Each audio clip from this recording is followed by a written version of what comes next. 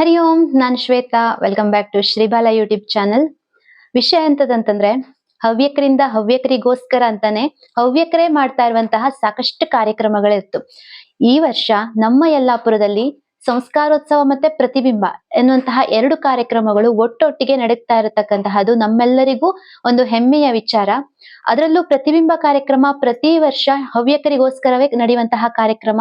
ಅಖಿಲ ಹವ್ಯಕ ಮಹಾಸಭೆ ಈ ಒಂದು ಕಾರ್ಯಕ್ರಮವನ್ನ ನಡೆಸ್ಕೊಂಡ್ ಬರ್ತಾ ಇದ್ದು. ಹಂಗಿದ್ರೆ ಪ್ರತಿಬಿಂಬ ಕಾರ್ಯಕ್ರಮ ಎಂತದು, ಸಂಸ್ಕಾರೋತ್ಸವ ಕಾರ್ಯಕ್ರಮ ಎಂತದು, ಏನೇನಿದ್ದು ಏನೇನ್ ಮಾಡ್ತಾ ಇದ್ದ, ನಿಂಗ ಯಾವ್ದೇ ಅದ್ರಲ್ಲಿ ಭಾಗವಹಿಸ್ಲಡ್ಡಿಲ್ಲ, ಯಾವಾಗ ಎಲ್ಲಿ ಎಂತ ಕಾರ್ಯಕ್ರಮ ಪೂರ್ತಿಯಾಗಿ ಈ ಒಂದು ಡೀಟೇಲ್ಸ್ ಅನ್ನ ಈ ಒಂದು ವಿಡಿಯೋದಲ್ಲಿ ಕೊಡ್ತೆ. ತಾವೆಲ್ಲರೂ ಚಾನೆಲ್ಗೆ ಸಬ್ಸ್ಕ್ರೈಬ್ ಆಗೋದನ್ನ ಮರೆಯಡಿ. ಈ ಒಂದು ಕಾರ್ಯಕ್ರಮದಲ್ಲಿ ಹವ್ಯಕರಿಗಾಗಿ ಸಾಕಷ್ಟು ಸ್ಪರ್ಧೆಗಳನ್ನ ಅವರವರ ವಯಸ್ಸಿಗೆ ವಯೋಮಿತಿಗೆ ಅನುಗುಣವಾಗಿ ಒಂದಷ್ಟು ನೀಡಿದ್ದ. ಹವ್ಯಕರಂದ್ರೆ ಬೆಳಗ್ಗೆ ಎದ್ದು ಬಾಗಿಲಿಗೆ ನೀರ್ ಹಾಕಿ, ರಂಗೋಲಿ ಹಾಕಿ, ದೇವರ ಶ್ಲೋಕಗಳನ್ನ ಹೇಳ್ತಾ, ಸ್ತೋತ್ರ ಪಠಣ ಮಾಡ್ತಾ, ಅಡ್ಗೆ ಮಾಡ್ಕೊಂಡು, ಊಟ ಮಾಡ್ಕೊಂಡು, ಅದೇ ತರ ಒಂದಷ್ಟು ಮಾತುಕತೆಗಳನ್ನ ಮಾಡ್ತಾ, ರುಚಿ ರುಚಿಯಾಗಿ ಅಡ್ಗೆಗಳನ್ನ ಮಾಡ್ತಾ, ಕರಕುಶಲ ವಸ್ತುಗಳನ್ನ ತಯಾರಿ ಮಾಡ್ತಾ, ರಾಮಾಯಣ, ಮಹಾಭಾರತ ಮುಂತಾದ ವಿಚಾರಗಳ ಬಗ್ಗೆ ತಿಳ್ಕೊಂಬಂತಹದ್ದು. ಇದೇ ಅಲ್ದ ನಮ್ಮ ಜೀವನ ಪದ್ಧತಿ. ಇದೇ ರೀತಿಯಾಗಿ ನಮ್ಮ ಸಂಸ್ಕಾರ ಸಂಸ್ಕೃತಿ ಅನ್ನುವಂತಹದ್ದು ನಡ್ಕೊಂಡ್ ಬಂದದ್ದು.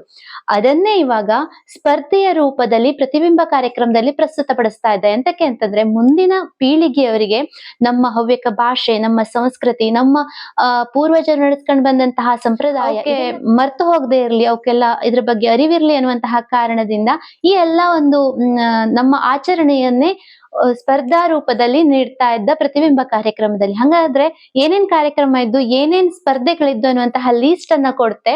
ನಿಂಗ ಇದನ್ನ ನೋಟ್ ಮಾಡ್ಕೊಳ್ಳಿ. ಯಾರಿಗೆ ಯಾವ್ದ್ರಲ್ಲಿ ಭಾಗವಹಿಸುವಂತಹ ಆಸಕ್ತಿ ಇದ್ದೋ ಅವು ಅದರಲ್ಲಿ ಭಾಗವಹಿಸ್ಲಕ್ಕೂ, ಯಾವ ರೀತಿ ಭಾಗವಹಿಸೋದು ಅನ್ನುವಂತಹದನ್ನು ಕೂಡ ಹೇಳುತ್ತೆ.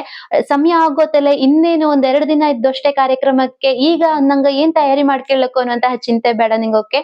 ಪ್ರಶಸ್ತಿ ಬತ್ತಾ ಇಲ್ಲಿ ಅನ್ನುವಂತಹದ್ದು ಕಡೆಗಂದು ಆದ್ರೆ ಭಾಗವಹಿಸುವಂತಹದ್ದು ತುಂಬಾನೇ ಮುಖ್ಯ. ಹಂಗಾಗಿ ಏನೇನ್ ಕಾರ್ಯಕ್ರಮ ಇದ್ದು ಅನ್ನುವಂತಹ ಲೀಸ್ಟ್ ಅನ್ನ ಕೊಡುತ್ತೆ. 6 ವರ್ಷದ ಒಳಗಿನ ಮಕ್ಕಳಿಂದ ಹಿಡಿದು ವಯಸ್ಕರ ತನಕ ಪ್ರತಿಯೊಬ್ಬರು ಕೂಡ ಈ ಒಂದು ಸ್ಪರ್ಧೆಗಳಲ್ಲಿ ಭಾಗವಹಿಸ್ಲಡ್ಡಿಲೆ. ಚಿಕ್ಕ ಪುಟಾಣಿ ಮಕ್ಕಳಿಗೆ, 6 ವರ್ಷದ ಒಳಗಿನ ಮಕ್ಕಳಿಗೆ ಶ್ಲೋಕ ಪಠಣ, ಹಂಗೆ ಛದ್ಮವೇಷದ ಸ್ಪರ್ಧೆ, ಹಂಗೆ ಬಣ್ಣ ತುಂಬುವಂತದ್ದು, ಚಿತ್ರಗಳಿಗೆ ಬಣ್ಣ ತುಂಬುವಂತಹ ಸ್ಪರ್ಧೆಗಳು. 7ರಿಂದ 12 ವರ್ಷದ ಒಳಗಿರ್ತಕ್ಕಂತಹ ಮಕ್ಕಳಿಗೆ ಭಗವದ್ಗೀತಾ ಕಂಠಪಾಠ 2ನೇ ಅಧ್ಯಾಯವನ್ನ ಕೊಟ್ಟಿದ್ದ. 3 ನಿಮಿಷಗಳಲ್ಲಿ ಇದನ್ನ ಹೇಳುವಂತ. ಚಿತ್ರಕಲೆಯ ವಿಷಯದಲ್ಲಿ ಹವ್ಯಕ ಗ್ರಾಮೀಣ ಬದುಕಿನ ಬಗ್ಗೆ ಚಿತ್ರವನ್ನ ಬಿಡಿಸುವಂತಹದ್ದು. ಇದರಲ್ಲಿ ಸಮಯ ಮಿತಿ 1 ತಾಸನ್ನ ಕೊಟ್ಟಿದ್ದ. ಹಂಗೆ ಏಕಪಾತ್ರ ಅಭಿನಯ ಕೂಡ ಇದ್ದು, ಸಮಯ ಮಿತಿ 4 ನಿಮಿಷಗಳ ಕಾಲ ಇದ್ದು. ಸೊ ನಿಮ್ಮ ಮಕ್ಕ ಯಾವ್ದ್ಯಾವ್ದ್ರಲ್ಲಿ ಇಂಟ್ರೆಸ್ಟ್ ಇದ್ದು ಯಾವ್ದ್ರಲ್ಲಿ ಭಾಗವಹಿಸ್ಲಕ್ಕು ಅಂತ ನೋಡ್ಕೊಂಡು ತಾಯಿಯಂದ್ರು ಈ ಒಂದು ಅವ್ರಿಗೆ ತಯಾರಿಯನ್ನ ಮಾಡ್ಕೊಡಿ. ಹಂಗೆಯ 12ರಿಂದ 18 ವರ್ಷದ ಮಕ್ಕಳಿಗಾಗಿ ರಸಪ್ರಶ್ನೆ. ಯಾವ ವಿಚಾರದಲ್ಲಿ ರಸಪ್ರಶ್ನೆ ಅಂತಂದ್ರೆ, ರಾಮಾಯಣ, ಮಹಾಭಾರತ ಮತ್ತೆ ಸಾಮಾನ್ಯ ಜ್ಞಾನದ ವಿಚಾರಗಳಲ್ಲಿ ರಸಪ್ರಶ್ನೆ ಇದ್ದು, ಇದರಲ್ಲಿ 2 ಮಕ್ಕಳು ಭಾಗವಹಿಸೋ ಒಂದು ತಂಡವಾಗಿ. ಹಂಗೆ ಆಶುಭಾಷಣ ಇದ್ದು, ಅದರ ಸಮಯ ಮಿತಿ 3 ನಿಮಿಷಗಳ ಮಾತ್ರ ಕೊಟ್ಟಿದ್ದ. ಅದೇ ರೀತಿ ದೇಶಭಕ್ತಿ ಗೀತೆಯ ಸ್ಪರ್ಧೆ ಇದ್ದು, ಅದಕ್ಕೆ ಸಮಯ ಮಿತಿ 4 ನಿಮಿಷ ಕೊಟ್ಟಿದ್ದ. ಚರ್ಚಾ ಸ್ಪರ್ಧೆ, ಇದರಲ್ಲಿ ವಿಶೇಷವಾಗಿ ಗ್ರಾಮೀಣ ಪ್ರದೇಶಗಳಲ್ಲಿ ಹವ್ಯಕರ ಸ್ವ ಉದ್ಯೋಗ ಸಾಧ್ಯವಾ ಎನ್ನುವಂತಹ ವಿಚಾರವಾಗಿ ಚರ್ಚಾ ಸ್ಪರ್ಧೆಯನ್ನು ಕೊಟ್ಟಿದ್ದ. ಸಾಧ್ಯ ಇದ್ದು ಅಥವಾ ಸಾಧ್ಯ ಇಲ್ಲ ಎನ್ನುವಂತಹ ವಿಚಾರದ ಬಗ್ಗೆ ಮಾತನಾಡ ಇಲ್ಲಿ 4 ನಿಮಿಷಗಳ ಕಾಲ ಸಮಯವನ್ನ ಕೊಟ್ಟಿದ್ದ. ಇನ್ನು ಸಾಮಾನ್ಯ ವಿಭಾಗ 18 ವರ್ಷದಿಂದ ಮೇಲ್ಪಟ್ಟು ಯಾರು ಬೇಕಾದ್ರೂ ಭಾಗವಹಿಸಲಡ್ಡಿಲೆ. ಇದರಲ್ಲಿ ತುಂಬಾ ವಿಶೇಷವಾಗಿ ಹವ್ಯಕರ ಸಂಪ್ರದಾಯ ಗೀತೆಯನ್ನ ಕೊಟ್ಟಿದ್ದ. ತಂಡವಾಗಿ ಭಾಗವಹಿಸುವಂತಹದ್ದು 3 ಜನ ಅಥವಾ 5 ಜನರ ಒಳಗೆ ಇರ್ತಕ್ಕಂತಹ ತಂಡ ಇರಕಾಗ್ತು. 5 ನಿಮಿಷಗಳ ಸಮಯ ಮಿತಿ ಇದ್ದು, ಇದರ ಜೊತೆಗೆ ರಂಗೋಲಿ ಹಾಕುವಂತಹದ್ದು 1.5 ತಾಸಿನ ಸಮಯ ಕೊಟ್ಟಿದ್ದ. 2x2 ಇರುವ ಅಳತೆಯಲ್ಲಿ ಇರ್ತಕ್ಕಂತಹ ರಂಗೋಲಿಯನ್ನ ಹಾಕೋ, ಅದು ಚುಕ್ಕಿ ರಂಗೋಲಿ ಆಗಿರ.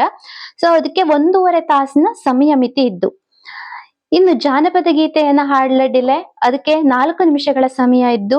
ಹವಿಗನ್ನಡದಲ್ಲಿ ಆಶುಭಾಷಣ ಸ್ಪರ್ಧೆ ಇದು. ತುಂಬಾ ವಿಶೇಷವಾಗಿರ್ತಕ್ಕಂತಹ ಹವ್ಯಕ ಭಾಷೆಯಲ್ಲಿ ಮಾತನಾಡುವಂತಹ ಒಂದು ಸ್ಪರ್ಧೆ ಇದು. ಇದಕ್ಕೆ ಸಮಯ ಮಿತಿ 3 ನಿಮಿಷಗಳ ಕಾಲ ಇದ್ದು. ಆಶುಭಾಷಣ ಅಂತಂದ್ರೆ ಅಲ್ಲಿ ಹೋಗಿ ಚೀಟಿಯನ್ನ ಎತ್ತಿ ನಿಮ್ಗೆ ಯಾವ ವಿಷಯ ಸಿಗ್ತೋ ಆ ವಿಷಯದ ಬಗ್ಗೆ ಮಾತನಾಡುವಂತಹದ್ದು. ಹವಿರುಚಿ ನನ್ನ ಫೇವ್ರೇಟ್.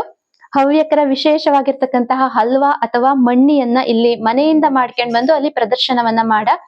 ಯಾರ ಹಲ್ವಾ ಅಥವಾ ಮಣ್ಣಿ ರುಚಿ ಆಯ್ತೋ ಅವಕ್ಕೆ ಪ್ರಶಸ್ತಿ ಸಿಕ್ತು.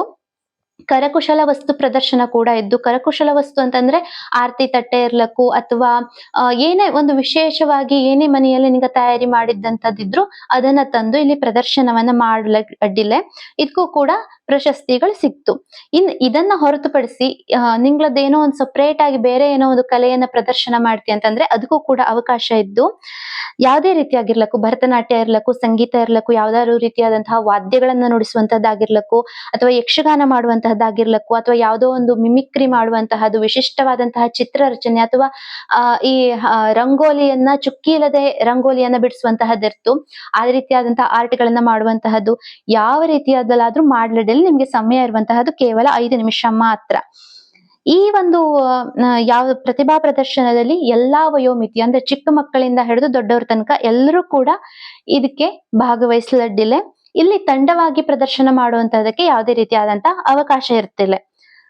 ಇದರಲ್ಲಿ ಸ್ಪರ್ಧೆ ಅಂತ ಅಂದ್ಮೇಲೆ ಖಂಡಿತವಾಗಿ ಅದಕ್ಕೊಂದಷ್ಟು ನಿಯಮಗಳು, ನಿಬಂಧನೆಗಳಂತೂ ಇರ್ಲೇಬೇಕು. ಹಂಗಾಗಿ ಏನೇನು ನಿಬಂಧನೆಗಳನ್ನ ಕೊಟ್ಟಿದ್ದಂತಂದ್ರೆ ಹವ್ಯಕ ಜನರಿಗೆ ಮಾತ್ರ ಇಲ್ಲಿ ಅವಕಾಶ. ಎಂತಕ್ಕೆ ಅಂತಂದ್ರೆ ಹವ್ಯಕರಿಂದ ಮಾಡ್ತಕ್ಕಂತಹ, ಹವ್ಯಕ ಸಮಾಜಕ್ಕೋಸ್ಕರವೇ ಮಾಡ್ತಕ್ಕಂತಹ ಕಾರ್ಯಕ್ರಮ ಆದ್ರಿಂದ ಇಲ್ಲಿ ಹವ್ಯಕರಿಗೆ ಮಾತ್ರ ಅವಕಾಶ ಇರುವಂತಹದ್ದು.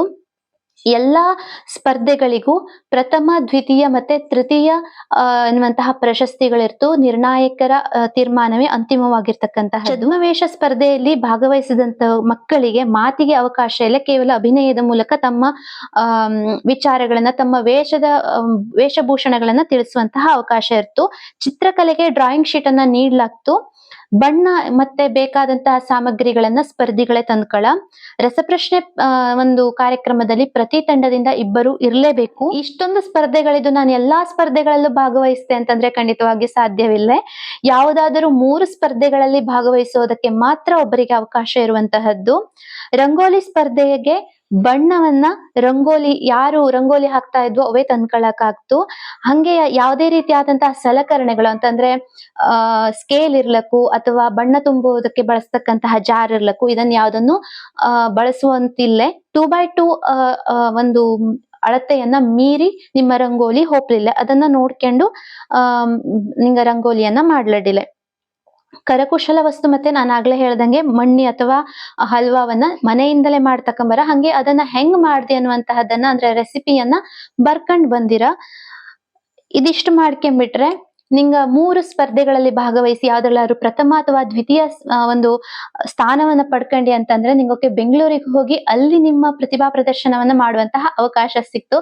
ಸೊ ಯಾವಾಗ ಈ ಕಾರ್ಯಕ್ರಮ ನಡೀತಾ ಇದ್ದು ಅಂತಂದ್ರೆ ಮೇ 23ನೇ ತಾರೀಕು ಶನಿವಾರ ದಿನ ಕಾರ್ಮಿಕರ ಭವನ ಯಲ್ಲಾಪುರದಲ್ಲಿ ನಮ್ಮ ಅಖಿಲ ಹವ್ಯಕ ಮಹಾಸಭೆ ಈ ಒಂದು ಕಾರ್ಯಕ್ರಮವನ್ನ ಆಯೋಜನೆ ಮಾಡ್ತಾ ಇದ್ದು. ನಮ್ಮ ಯಲ್ಲಾಪುರದಲ್ಲಿ ನಡೀತಾ ಇರ್ತಕ್ಕಂತಹ ಈ ಕಾರ್ಯಕ್ರಮಕ್ಕೆ ಆದಷ್ಟು ಹವ್ಯಕರು ಭಾಗವಹಿಸಿ ಕಾರ್ಯಕ್ರಮವನ್ನ ಯಶಸ್ವಿಯಪ್ಪಂಗೆ ನೋಡ್ಕೆಂಬ. ಅದಾದ ನಂತರ ಮಾರನೇ ದಿನ ಸಂಸ್ಕಾರೋತ್ಸವ ಅನ್ನುವಂತಹ ಕಾರ್ಯಕ್ರಮ ಕೂಡ ಇದ್ದು, ಇದು ಕೂಡ ಹವ್ಯಕರಿಗಾಗಿ ನಡೀತಾ ಇರ್ತಕ್ಕಂತಹ ಕಾರ್ಯಕ್ರಮ. ಬೆಳಗ್ಗೆ 6:30ಯಿಂದ ಈ ಕಾರ್ಯಕ್ರಮಗಳೆಲ್ಲ ಪ್ರಾರಂಭ ಆಗ್ತು. 6:30ರಿಂದ ಗಾಯತ್ರಿ ಜಪಾನುಷ್ಠಾನದಿಂದ ಧಾರ್ಮಿಕ ಕಾರ್ಯಕ್ರಮ ಆರಂಭ ಆಗ್ತು. ಅದರ ಜೊತೆಗೆ ಮಾತೆಯರಿಂದ ಕುಂಕುಮಾರ್ಚನೆ, ಭಗವದ್ಗೀತಾ ಪಠಣ ಕೂಡ ಇತ್ತು. ಅದಾದ ಮೇಲೆ ಖ್ಯಾತ ವಾಗ್ಮಿಗಳಿಂದ ಸಾಕಷ್ಟು ರೀತಿಯ ವಿಚಾರಗೋಷ್ಠಿಗಳಿದ್ದು, ಹವ್ಯಕರು ಅಂತಂದ್ರೆ ಯಾರು, ಹವ್ಯಕರಿಂದ ಏನೇನಾಗ್ತು, ಏನೇನ್ ಮಾಡ್ಲು ಸಾಧ್ಯ ಇದ್ದು, ಮುಂದಿನ ಹವ್ಯಕ ಸಮಾಜದ ಸ್ಥಿತಿಗತಿಗಳು ಏನಾಗ್ಲಕ್ಕು, ಈ ಎಲ್ಲಾ ವಿಚಾರಗಳ ಬಗ್ಗೆ ಕೂಡ ವಿಚಾರಗೋಷ್ಠಿಗಳಿರ್ತು. ರೋಹಿತ ಚಕ್ರತೀರ್ಥರಂತಹ ಮಹಾನ್ ವಾಗ್ಮಿಗಳು ಕೂಡ ಈ ಒಂದು ಕಾರ್ಯಕ್ರಮದಲ್ಲಿ ಭಾಗವಹಿಸ್ತಾ ಇದ್ದ. ಡಾಕ್ಟರ್ ಗಿರಿಧರ್ ಕಜೆ ಅವರ ನೇತೃತ್ವದಲ್ಲಿ ನಡೀತಾ ಇರತಕ್ಕಂತಹ ಈ ಒಂದು ಕಾರ್ಯಕ್ರಮ ಸಮಾರೋಪ ಸಮಾರಂಭಕ್ಕೆ ಸ್ವರ್ಣವಲ್ಲಿಯ ಪರಮ ಪೂಜ್ಯರಾಗಿರ್ತಕ್ಕಂತಹ ಶ್ರೀಮದ್ ಶ್ರೀ ಗಂಗಾಧರೇಂದ್ರ ಸರಸ್ವತಿ ಮಹಾಸ್ವಾಮಿಗಳವರು ಕೂಡ ದಿವ್ಯ ಸಾನ್ನಿಧ್ಯವನ್ನ ವಹಿಸ್ತಾ ಇದ್ದ. ಹಂಗಾಗಿ ಬೆಳಗ್ಗೆ ಧಾರ್ಮಿಕ ಕಾರ್ಯಕ್ರಮದಿಂದ ಆರಂಭವಾಗ್ತಕ್ಕಂಥ ಕಾರ್ಯಕ್ರಮ ಸಂಜೆ ಗುರುಗಳ ದಿವ್ಯ ಸಾನ್ನಿಧ್ಯದಲ್ಲಿ ಅಂತ್ಯವಾಗ್ತು. ಅದಾದ ನಂತರ ಕಾರ್ಯಕ್ರಮ ಇಲ್ಲಿ ಅಂತ ಕೇಳಿ ಖಂಡಿತವಾಗಿಯೂ ಇದ್ದು, ಹಿಲ್ಲೂರವರ ತಂಡದಿಂದ ಗಾನನಾಟ್ಯ ವೈಭವ ಕಾರ್ಯಕ್ರಮ ಕೂಡ ಸಂಜೆ ನಿಮ್ಮೆಲ್ಲರನ್ನ ಮನರಂಜಿಸ್ಲಿಕ್ಕಿದ್ದು. ಹಂಗೆಯ ಹವ್ಯಕರ ಸಿಹಿಯಾದ ಮಾತೊಂದೇ ಅಲ್ಲ, ಸವಿಯಾದಂತಹ ಊಟದ ವ್ಯವಸ್ಥೆ ಕೂಡ ಇದ್ದು, ಬೆಳಗಿನ ಉಪಹಾರ, ಮಧ್ಯಾಹ್ನದ ಊಟ, ಈ ಎಲ್ಲಾ ವ್ಯವಸ್ಥೆಗಳನ್ನು ಕೂಡ ಇಲ್ಲಿ ಮಾಡ್ಲಾಯಿದು. ಹಂಗಾಗಿ ಇದನ್ನೇ ಕರಿಯ ಅಂತ ತಿಳ್ಕೊಂಡು ತಾವೆಲ್ಲರೂ ಈ ಒಂದು ಕಾರ್ಯಕ್ರಮಕ್ಕೆ ಬಂದು ಕಾರ್ಯಕ್ರಮವನ್ನ ಚಂದಗಾಣಿಸೋದ್ರ ಜೊತೆಗೆ ಭಾಗವಹಿಸಿ ಪ್ರಶಸ್ತಿಗಳನ್ನ ಪಡ್ಕೊಳ್ಳಿ ಅಂತ ಯಲ್ಲಾಪುರ ಪ್ರಾಂತ್ಯ ಮಟ್ಟದ ಮಹಿಳಾ ವೇದಿಕೆಯ ಪರವಾಗಿ ಕೂಡ ನಾನು ಕೇಳ್ಕೊತಾ ಇದ್ದೆ. ಹೇಳೋದನ್ನ ಮರ್ತೆ, ಯಲ್ಲಾಪುರ ಅಂಕೋಲಾ ಮತ್ತೆ ಜೊಯ್ಡಾ ಪ್ರಾಂತ್ಯ ಮಟ್ಟದ ಮಹಿಳಾ ವೇದಿಕೆ ಕೂಡ ಈ ಒಂದು ಸಮಯದಲ್ಲಿ ಉದ್ಘಾಟನೆ ಆಗ್ತಾ ಇರತಕ್ಕಂತಹದ್ದು ನಿಜವಾಗ್ಲೂ ಹೆಮ್ಮೆಯ ವಿಚಾರ ಅಲ್ದ. ನಮ್ಮ ವಿಶಿಷ್ಟವಾದಂತಹ ಸಂಸ್ಕೃತಿ, ಸಂಪ್ರದಾಯ, ಆಚರಣೆ, ಜೀವನ ಪದ್ಧತಿ ಇದೆಲ್ಲವನ್ನ ಮುಂದಿನ ಪೀಳಿಗೆಗೆ ನಾವು ಪರಿಚಯಿಸುವ ಜೊತೆಗೆ ನಮ್ಮ ಸುತ್ತಲಿನ ಸಮಾಜಕ್ಕೂ ಕೂಡ ತಿಳಿಸುವಂತಹ ಒಂದು ಸುಸಮಯ ಇದಾಗಲಿ ಅಂತ ನಾನು ಕೇಳ್ಕೊತೆ. ತಾವೆಲ್ಲರೂ ಈ ಒಂದು ಕಾರ್ಯಕ್ರಮಕ್ಕೆ ಬಂದು ಕಾರ್ಯಕ್ರಮದಲ್ಲಿ ಭಾಗವಹಿಸಿ ಇದನ್ನೇ ಕರಿಯ ಅಂತ ತಿಳ್ಕೊಳ್ಳಿ. ಯಾರಿಗೆ ವಿಚಾರ ಗೊತ್ತಿಲ್ಯೋ ದಯವಿಟ್ಟು ಈ ಒಂದು ವಿಡಿಯೋವನ್ನ ಎಲ್ರಿಗೂ ತಲುಪಿಸಿ ಎಲ್ಲರೂ ಈ ಒಂದು ಕಾರ್ಯಕ್ರಮದಲ್ಲಿ ಪಾಲ್ಗೊಳ್ಳುವಂತ ಆಗಲಿ. ಮನೋರಂಜನೆಯ ಜೊತೆಗೆ ನಮ್ಮ ಜೀವನವನ್ನ ಬದಲಿಸುವಂತಹ ಪ್ರಯಾಣ ಕೂಡ ಇಲ್ಲಿಂದ ಆರಂಭವಾಗ್ಲಿ ಅಂತ ಕೇಳ್ಕೊತಾ ಮುಂದಿನ ವಿಡಿಯೋಗಳಲ್ಲಿ ನಾನು ನಿಮ್ಮನ್ನ ಮತ್ತೆ ಭೇಟಿ ಆಗ್ತೆ.